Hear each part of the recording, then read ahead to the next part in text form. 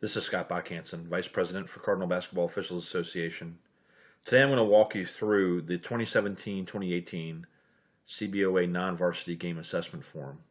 This is a new evaluation form that we're going to be using for our non-varsity officials, and I'll show you a couple of changes. First of all the areas that are in here that have the light color are areas for you to type in, okay, or to select from a drop-down. In the game level here, you'll have to download the form. You can't just do this from the web interface. You would click on the arrow here and you could cycle through JV girls or boys, freshman girls or boys, middle school girls or boys, or other.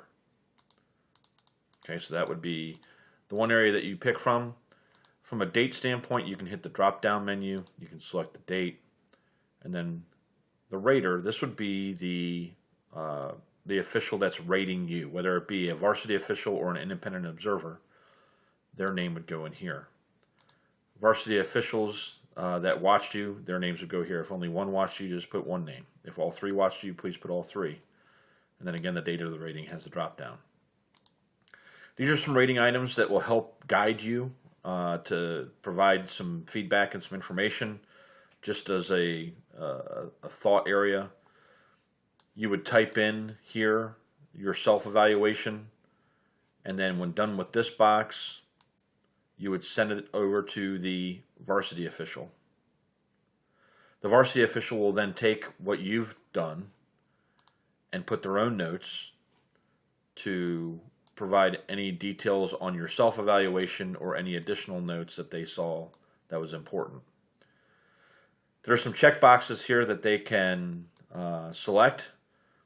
They can select receptive to advice, comfortable, precise. They can select as many as needed. And then down here, the category for the non-varsity official. This is where the varsity official feels that you're ready. So we changed things around a little bit. We took away the scoring part, and I will tell you the reason why.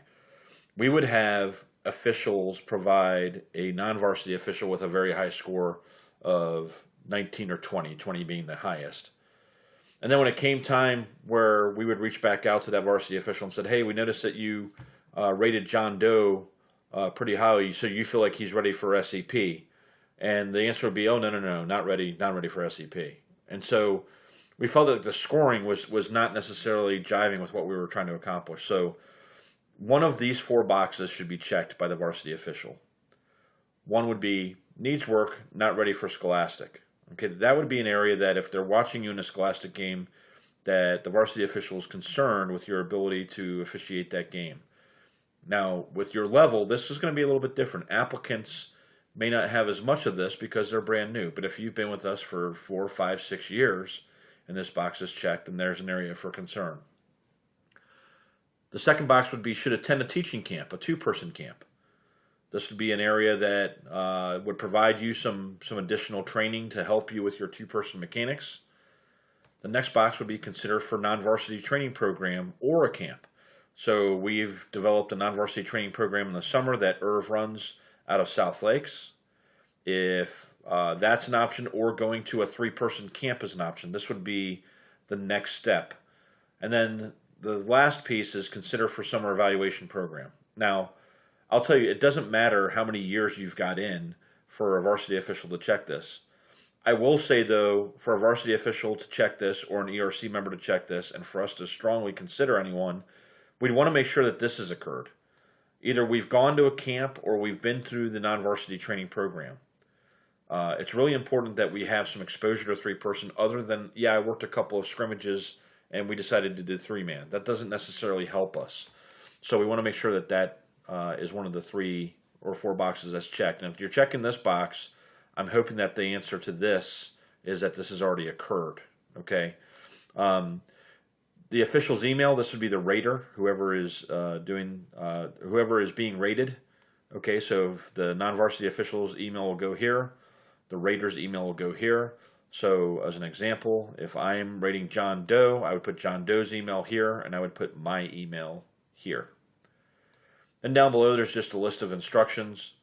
We're asking that a copy of the rater rating is being sent not only back to the official, but to the office of the vice president, and that can either be myself or it can be Irv. And so we've provided our email addresses down here and asked that those be sent there. This way we can keep track of all the non-varsity ratings that come in.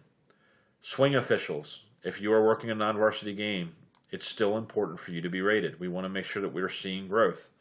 So even if you've been to SCP and you've been promoted to swing, this is still an important piece of the puzzle. So please make sure that you're doing this.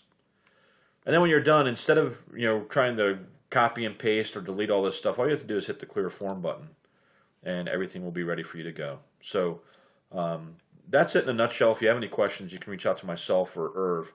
I want to give special thanks to Renee Fye, one of our varsity officials, who's really good with forms and helping us create this form and allowing us to be a little bit more centric. So this will be posted on our website, and I hope that you'll save one locally on one of your laptops or work computers or whatever you're using so that you can do this on a regular basis.